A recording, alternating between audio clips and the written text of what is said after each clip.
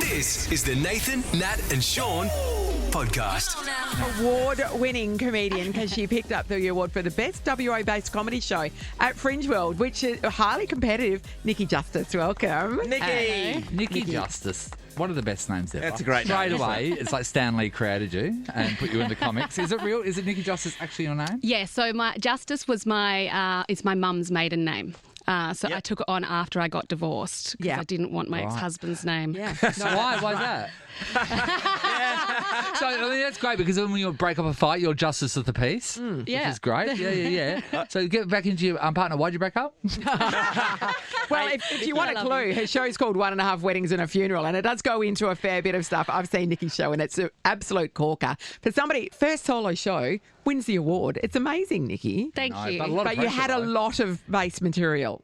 Yeah, I definitely had a well to draw from, and I'm a chronic oversharer, so it's all based in truth, and I just laugh about it. Yeah, for everybody out there, your ex-husband was the coffin cheater, so you're in the bikies realm, is that correct? Yes. Yeah. You're a tattoo artist? Yes. You're in the circus. Yes. Was I right to say? Is it right to say the ladies of bikies, were they referred to as onions? Is that a thing? Jesus. Well, okay, some people might, but that's quite offensive, Nathan. I don't know what it means. No. So an onion is, an onion doesn't usually refer to the wives and girlfriends. It's usually another girl. A more casual affair. It's the ones with lots of layers. Oh, so they're an onion. Yeah.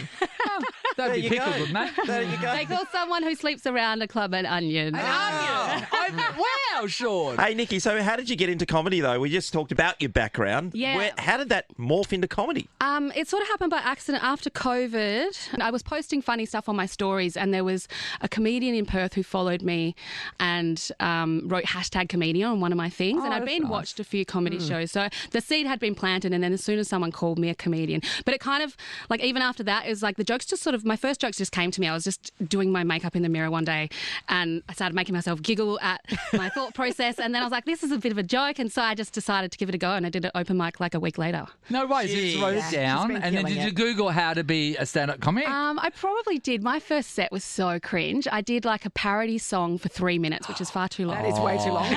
But we get it. When we first started radio, once we got on something good, we thought we'll do the whole show. I actually just sent it to a comedy friend of mine recently because he was like, oh, you got to show me. So I dug up this video and he said, Nikki, I'm saying this as a friend. Never show that to anyone else. Can we see it? Is it online? I have archived it. It's really embarrassing. Okay, we'll see it. Well, you got to start somewhere, basically. It got me my start. Yes. And it's still, to be fair, I had a lot of friends in the audience, so that was probably why it went as well as it did. Now, also, you have worked as a tattoo artist. Yes. Tell everybody about your podcast, the premise for your podcast. So I interview other comedians mostly and tattoo them as that's well. Great. And there's been some fun tattoos. Some people come on and they just want something cute. I mean, it is something that they've got on them forever. Yes. And then other people have a bit of a laugh. So. And you are doing 1.5 Weddings and a Funeral as part of the Perth Comedy Festival as well. So you've got 2 shows across the weekend? Yeah, Saturday, Sunday. Saturday at 6, Sunday at 5. It's all happening at the Rechabite. Details at perthcomedyfestival.com.au. And So I'm guessing a lot of ex stuff in there, like about your ex. My sometimes? ex-husband does feature in there. Do you have to run that by him, or what's the deal? At the beginning, I didn't. We didn't use, so when I first started comedy, we weren't getting along, and I was using comedy. I was absolutely using comedy as therapy. I mean, almost every comedian is. So he didn't approve of the jokes at first, and I didn't care. But then we started getting along, so then I did run them by him, and he's. And then a he good got sport. them. Yeah, it's He's about a good sport intent, about isn't it? He knows what I say, and he's okay with it. Has he ever been in the crowd and you've gone, that's him? He came to my very first solo when I did the trial. Him and his partner, who also gets a mention in my joke. That's it. Oh, Nikki. Oh, it's great. And did you point out their hair? Pardon? Did you point out their hair that night? Yes, I did. I had a lot of fun with it. That's too good. It's too good. You got no choice but to laugh when you're in that I situation. never go out with a comedian or a songwriter. Yeah. You got to feature heavily. I'll get you. Nikki's going places too. Like, she is going to be, she's a big deal. Winning that award was incredible. For a first solo show, it's almost unheard of. Don't forget us when you're doing a Netflix special. That's what I was going to say, exactly. So go and see her now, and then you can say, I knew her before she was famous, but she's awesome. Nikki Justice, the show's called 1.5 Weddings weddings and a funeral. Thank you, Nikki. Thank I'll you. see you Thank Sunday you. night. Yeah, it's going to be thank great. you. It's the Nathan, Nat and Sean podcast. Us three, we like to follow the law. We do. The letter of the law, actually. Very big on law-abiding it. citizens. Yeah. And when we want something, we go and buy it with our money. No, sorry, Sean goes and borrows it from one of his neighbours. But Natalie and I will go and buy it. No, that's true. With That's our own true. money. This is actually a really clever idea, though, to be honest. Nathan, And you don't shouldn't say do it. You that. shouldn't do it. Mm-hmm. But morally the wrong. fencing around the children's playground and Flying Fox at Raymond Park in Lathlane has been stolen. So the fencing around a Yep. children's playground. Yeah. It was high fencing too, like it's 1.8. Yep. And so Someone's someone's trying like, to keep their dog in. like someone's done the measurements. They've gone right there. We need fencing, and they've Yeah. got a Lemon Park. And Yeah. wait, That'll do. that's That's gonna what work. they'll do. And they've waited Hey, to the dark it's of gonna work. night, and they've taken the fence. I think. But that's I mean, the effort required. if you to are do walking past it and going, "Oh, look, someone's throwing out this old fence around this playground," it's the way they've you taken look the at it. time to throw it out and dig it Frame into You the yell ground. at people. Anyone? Is this anybody's? Is this anyone's? Look, it's just laying here. And then no one claims it. Well, I asked everyone. Technically, That's it. on the verge, right? It's on the verge, Natalie. So it's the way you look at it. Framing, Nathan, well, is very technically, important. Nathan, everyone's fence is then therefore on the verge. To be honest, when we look at it, But the thing about fences and stuff is you don't think that people will take permanent structures.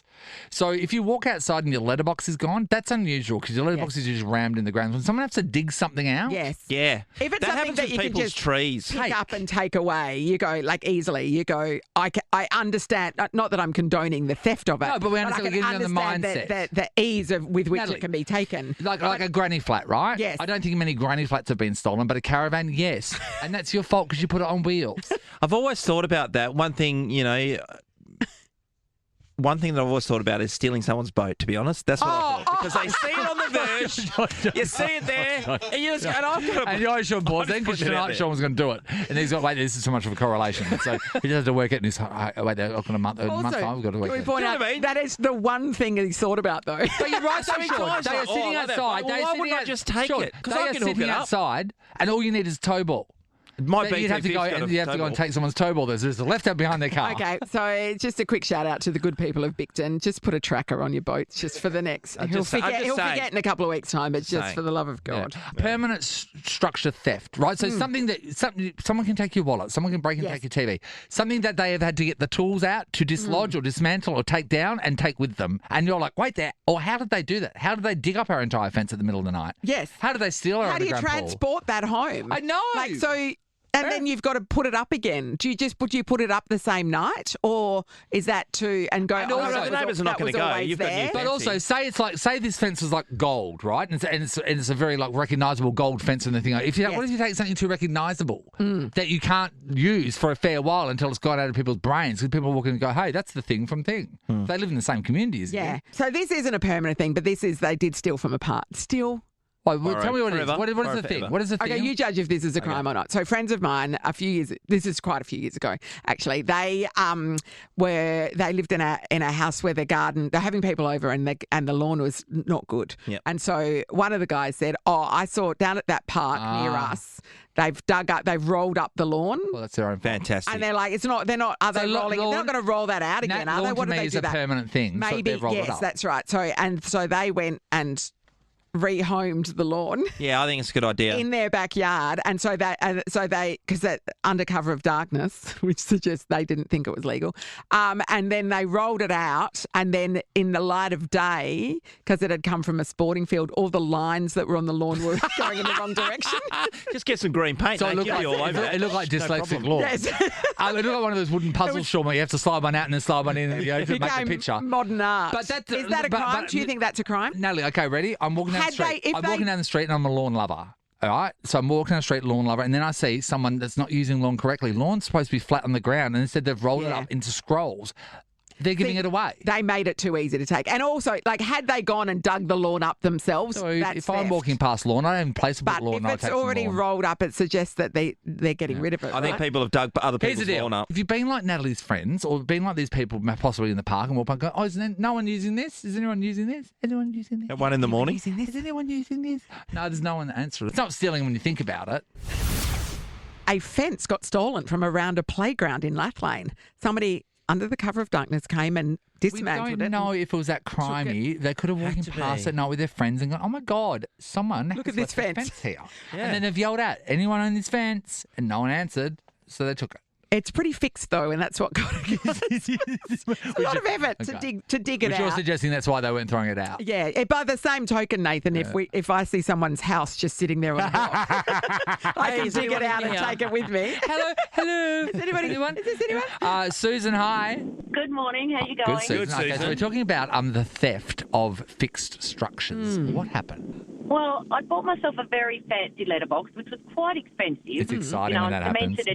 Cemented it in. Yeah. And then a couple of weeks later, get up, no letterbox, and somebody had reversed up, put obviously a rope around it, and dragged it down the street and dumped it in the park. Oh, come They- oh, wait, on. Oh, so they didn't want to. Wait, They just didn't want you to have it's on an it. ATM. You need to drag down and see And if then- money comes out. What's the point of that?